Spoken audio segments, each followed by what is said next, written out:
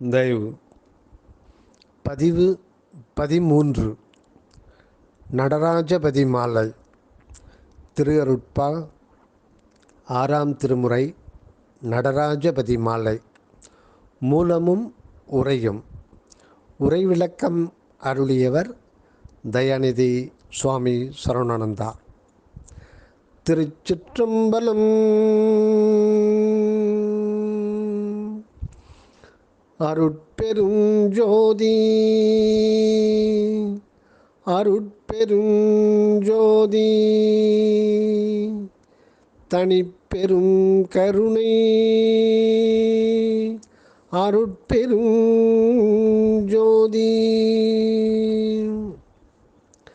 பாடல் எண் 12. அணிமதியிலே அணிமதியிலே மதியின் அருவிலே உருவிலே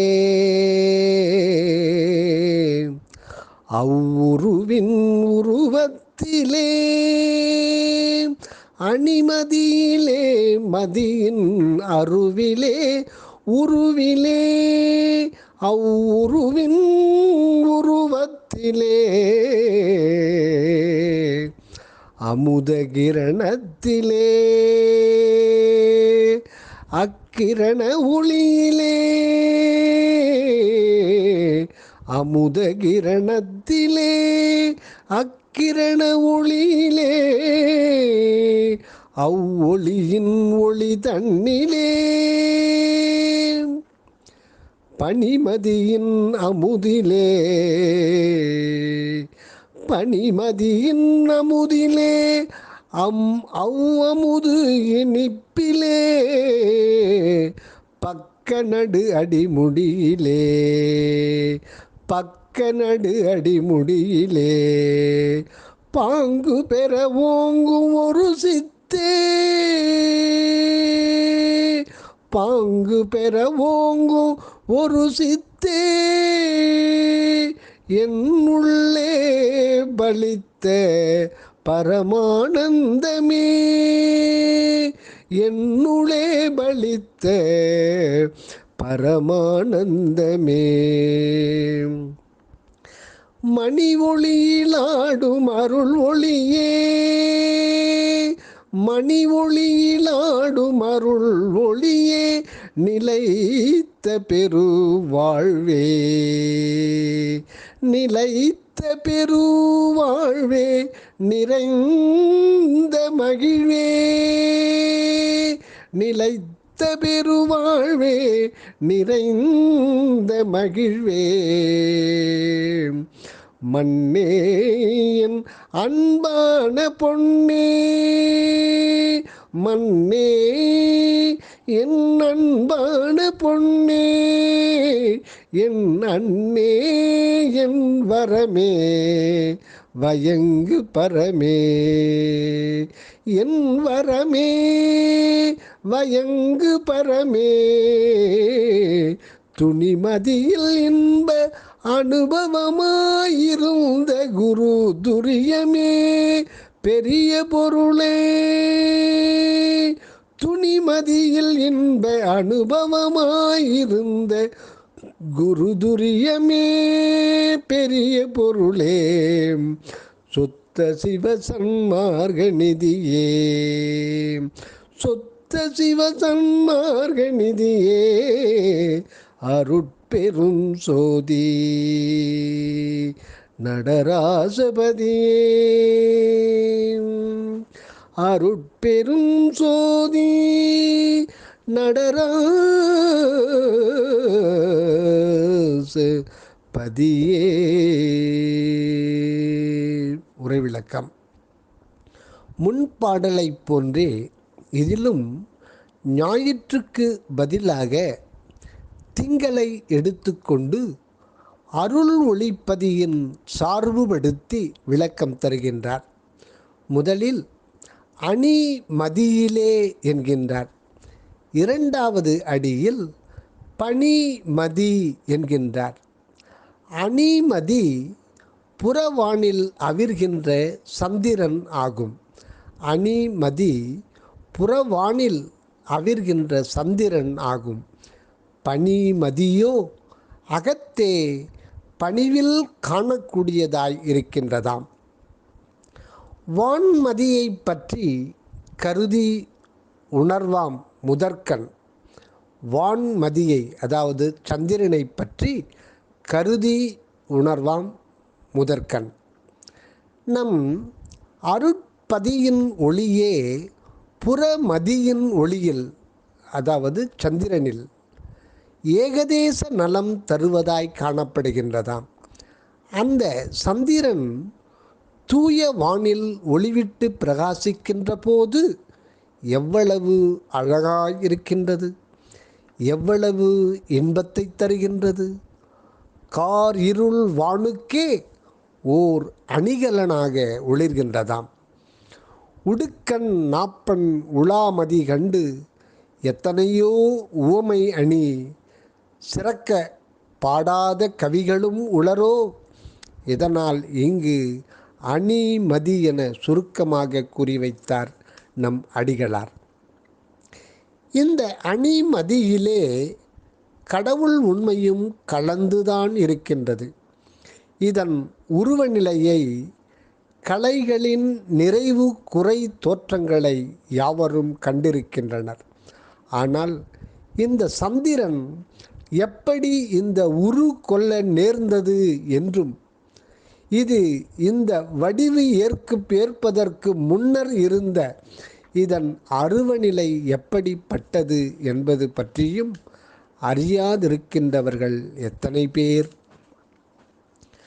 ஞாயிற்றன்று அதாவது சூரியனிடத்திலிருந்து பிரிந்து வந்து சுற்றி கொண்டு சுழலுகின்றது இந்த நில உலகமாகிய பூமி.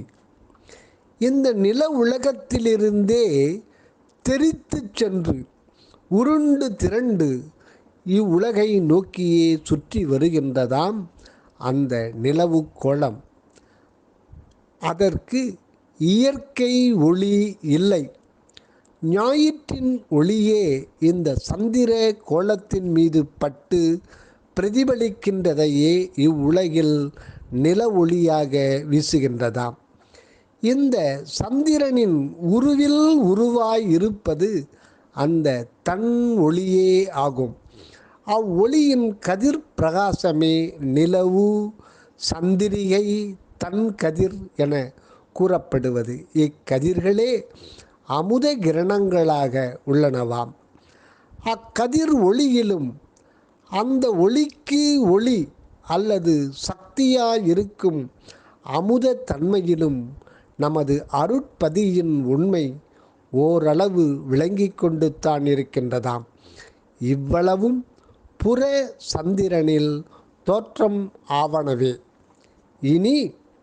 இனி அகத்தே பதிந்து ஒளிரும் பனிமதியின் விளக்க நிலையை ஓர்வாம்.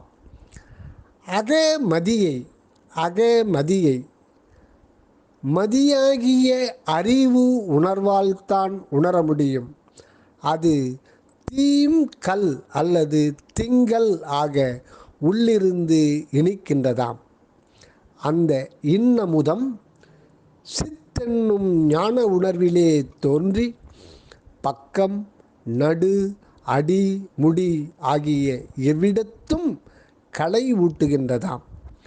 புறச்சுவை நாவிலே விளங்கி உட்சென்று மாறி நனவிலே தங்கி புலனளவில் மங்கி மறைவதாம். ஆனால் இந்த அருள்மதி அமுதமோ அகத்திலே விளங்கி அறிவிலே தங்கி காயத்திலே பொங்கி நிரம்பி கலந்து அழியாது நிலவுவதாம். ஆனால் இந்த அருள்மதி அமுதமோ அகத்திலே விளங்கி அறிவிலே தங்கி காயத்திலே பொங்கி நிரம்பி கலந்து அழியாது நிலவுவதாம். ஆகவே இது அகத்திலே இருந்து சித்திக்கும் பரமானந்த இயல்பு கொண்டதாம். இந்த பரமானந்த பரம்பொருளை மேலும் ஒரு வண்ண அருள் ஒளியாகச் சுட்டுகின்றார். மணி ஒளியில் ஆடும் ஒரு ஒளியே என்கின்றார். மணி என்றாலே ஒளி வீசு இரத்தினமாம். புற ஒளி பட்டு தன் அக ஒளியை ஜொலிக்கச் செய்வது நல்ல மணியாம். சூரியகாந்தம் என்னும் ஒரு இரத்தின கல்லின் மீது ரவி கதிர், அதாவது சூரியனுடைய கதிர் பட்டு ஒளி வீசும் போது தீக்கணல் உண்டாகி பஞ்சு போன்ற சூழ்பொருளை பற்றி கொண்டுவிடும். இதுபோல் சந்திரகாந்தம் என்னும் கல்லின் மேல் மதிக்கதிர், அதாவது நிலவின் கதிர் முழுமையாய் காயும்போது சூழ தன்மை உண்டாகி தண்ணீர் கறந்துவிடும் என்ப. இவையெல்லாம் எந்த அளவுக்கு உண்மையோ அதை பற்றி அதிகம் பொருட்படுத்த வேண்டியதில்லை நாம். இந்த உவமானங்களுக்கு உவமேயமாக உள்ளது நம் உள் ஒளிர் ஆன்மமணி. நம் உள் ஒளிர் ஆன்மமணி இதில் பதியின் அருள் பட்டு ஆன்மாவினின்று ஆனந்த அமுத கிரணங்கள் எப்பக்கமும் பரவி உயிர் உடம்பையே அருள் அமுதமயமாக ஆக்கிவிடுவது சுத்த சன்மார்க்க அனுபவமாம். ஆத்ம ஜோதியில் அருள் ஒளி கலந்து கால்வீசிக்கொண்டு விளங்குதலே மணி ஒளியில் ஆடும் ஒரு ஒளியின் செயலாகும். இதனால் உண்டாவது நிலைத்த பெருவாழ்வாம். இந்த நிலைத்த பெருவாழ்வும் நிறைந்த பேரின்ப வாழ்வாக இருப்பதுதான் இதன் விசேடமாகும். ஏனெனில் பார்க்கடற்கடைய அமுது உண்ட தேவர்களும் கூடத்தான் நிலைத்த பெருவாழ்வு பெற்றுவிட்டார்களாம்.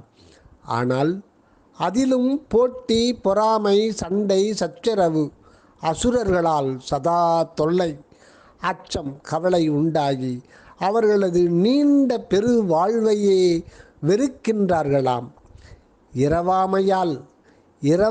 இரவாமையால் அவதிப்படுகின்ற தேவர்கள் என்று இந்த தேவ பதவி ஒழியுமோ என்று இப்பிறவி நீங்கி பூமியில் சென்று மனிதர்களாய் பிறந்து அருட்பேறு எய்தி பேரின்ப நிலை பெற்று சலியாது விளங்குவோமோ என்றெல்லாம் வருந்தி மரணத்தை எதிர்பார்த்து ஏங்கிக் கொண்டிருக்கின்றார்களாம். நம் வள்ளல் பெற்ற அருள் அமுத ஜோதிமணியால் நிலைத்த நிறையின்பமயமான பெருவாழ்வு தேவர்க்கும் மூவர்க்கும் சித்தர்க்கும் முத்தர்க்கும் அரியதாகும். இதனால் இவர் அருட்பெருஞ்சோதி பதியை பலவாக போற்றி புகழ்கின்றார். மண்ணே என்கின்றார். மண் என்றால் அழியா நிலைத்த தன்மையாம். அழியா இன்பப் பெருவாழ்வுதான் முக்கிய குறிக்கோளாய் இருத்தலின் அதனை வழங்கும் பதியை சுட்டும் வண்ணம் முதலில் மண்ணே என்றது மிக பொருத்தமானதாகும். அடுத்து வந்துள்ள என் அன்பான பொன்னே, அன்னே, வரமே என்பன மூன்றும் சுத்த பிரணவ ஞான தேகங்களை குறிப்பினவாம். அன்புருவம் எனவும் பொன் வடிவம் எனவும் கூறப்படுவது சுத்த தேகம்தான். ஓம் என்னும் அருட்பதத்தின் உட்பொருளாய் பெறப்படுவதே பிரணவதேகம். இது அன்னையினும் அருளில் மிக்கதாம். ஆகவே அருள் ஒளியில் காணும் அன்னையாக மொழிகின்றார். பின்னர் வரமே என எங்கும் நிறைந்து குறைபாடு இல்லாது இலங்கும் நிலை ஞானதேகத்தால் விளங்குவதை சுட்ட நிறுத்தியுள்ளார். முடிவில் வயங்கு பரமே என்றதால் மேற்படி திரிதேகத்துவம் கொண்டு இலங்கும் உயர்நிலை உண்மையை உணர்த்துவதாக கொள்ளப்படும். ஈற்றடியில் பக்குவிகள் பயன்பெறும் வண்ணம் திகழ்கின்ற நம் அருட்பெருஞ்சோதி நடனபதியின் உண்மை நிலையை குறிப்பிடுகின்றார். அப்பரம்பொருள் பெரிய பொருளாக உள்ளதாம். அது துரிய வடிவம் கொண்டதாம். அதாவது தான் உண்மையில் அருட்பெருஞ்சோதி வடிவமாக திகழ்கின்றதை அறிந்து கொண்டிருக்கும் சுத்த அறிவு நிலையாகும். இதுவே குரு துரிய சொரூபம் என்பர். இதற்கு முன் உள்ள ஜீவ சாக்கிராதி நிலைகளும் சாக்கிராதிகளும் நின்மல சாக்கிராதிகளும் கடந்து சென்றவர்கள் இந்த குரு சாக்கிராதிகளை அடைந்து இந்த துரியத்தில் இருப்பர். இவ்வளவும் சத்விசாரத்தாலும் ஒழுக்க வாழ்வாலும் கண்டுகொள்ளப்படுகின்றதாம். இக்குருதுரிய எல்லையில் இருந்தே அருள் அனுபவத்தால் மெய்ச்சுகமாகிய இன்பம் ஏற்கப்படுவதாம். இந்த தெளிவுற்ற குருதுரிய பக்குவரே துணி மதி உடையோர் ஆவர். இந்த நிச்சய புத்தியில் நிலைத்திருக்கும் சாத்தியர்களுக்குத்தான் அருள் பெருக பெருக ஆனந்தம் ஓங்குகின்றதாம். மேற்படி குருதுரிய பெரியோர்களே சுத்த சிவசன்மார்க்கத்தில் முத்தேக சித்தியோடு திகழ வல்லவர் ஆவர். இந்த சுத்த சிவபதியை போற்றி வேண்டிக் கொள்ளுவதால் தான் அடைந்துள்ள அருட்பேற்றினை ஏனையோரும் அடைந்து இன்புற்று இருப்பர் என்பது நம் திரு அருட்பிரகாசரின் சித்தம். தயவு. அடுத்து பாடல் எண் 13. அண்ட ஒருமை பகுதி இருமையாம் பகுதி மேல் ஆம் காரிய பகுதியே ஆதிபல பகுதிகள் அனந்த கோடிகளில் நடு அடியினொடு முடியும் அவையில் கண்ட பல வண்ண முதலான அகநிலையும் கனித்த புறநிலையும் மேன்மேல் கண்டு அதிகரிக்கின்ற கூட்டமும் விளங்க கலந்து நிறைகின்ற ஒளியே கொண்ட பல கோலமே குணமே குணம் கொண்ட குறியே குறிக்க ஒண்ணா குருதுரியமே சுத்த சிவதுரியமே எல்லாம் கொண்ட தனிஞான வெளியே தொண்டர் இதயத்திலே கண்டென இனிக்கின்ற சுகயோக அனுபோகமே சுத்த சிவ சன்மார்க்க நிதியே அருட்பெருஞ்சோதி நடராஜபதியே. உரை விளக்கம். அண்டப்பகுதிகளின் காரிய காரண விளக்க நிலைகளை ஈண்டு எடுத்து ஓதுகின்றார் நம் வள்ளலார். இந்த அகண்ட பிரபஞ்சத்திலே நம் பூமியும் சோம சூரிய உடுக்களும் ஆகிய கோலங்களும் எண்ணறியனவாய் இருக்கின்றன.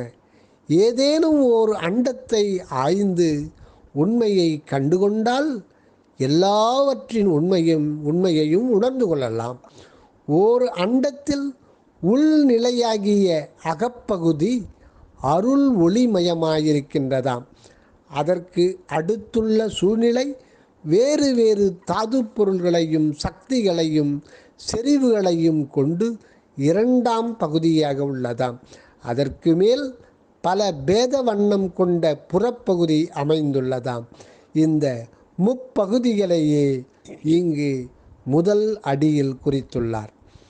முதலாவது சொன்ன உள்நிலை பகுதியே எல்லா அண்டங்களிலும் ஒரு தன்மையாய் இருக்கின்றதாம்.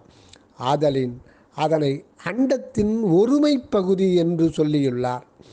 அகநிலையில் தான் இந்த ஒருமைப்பாடு. அடுத்துள்ள சூழ்நிலை தாது பேத கலப்பு வண்ணமாய் உருக்கியல் நிலையதாய், ஆனால் அகத்தோற்றத்தில் மட்டும் ஒன்றாகியும் அளவையால் மாறுபட்டும் விலங்கலின் அது இருமையாம் பகுதி எனப்படுகின்றதாம். இது கடந்த புறநிலையில் அனந்த வண்ணத் தோற்றம் விளங்குகின்றதாம். இதுவே புறத்தே புலனாகின்ற பகுதியாம். இதனை ஆம் காரிய பகுதி என்று குறித்திருக்கின்றார். இந்த முப்பகுதிகளிலிருந்தே சிறு சிறு கூறுகளால் அனந்த கோடியாய் உருவாகி அணுமுதல் அண்டம் வரை தோன்றியுள்ளதாம். இந்த சிற்றணுப்பகுதி பொருள்கள் இன வாரியாக கலந்து ஒன்றுபட்டும் கலவாத தாதுக்களாய் சேராமல் சேர்ந்தும் பல்வேறு பொருள்களாய் கூடாமல் கூடி வண்ணம் பல கொண்டு திகழ்கின்றனவாம். இவற்றிற்கெல்லாம் உள்ளீடாய் இருந்து விளங்கச் செய்கின்றது நம் அருள் ஒளி பதியே. இந்த பதியின் சக்தியால் தான் சராசர உயிரினங்கள் தோன்றி கிரமமாக வளர்ச்சி பெற்று திகழ்கின்றனவாம்.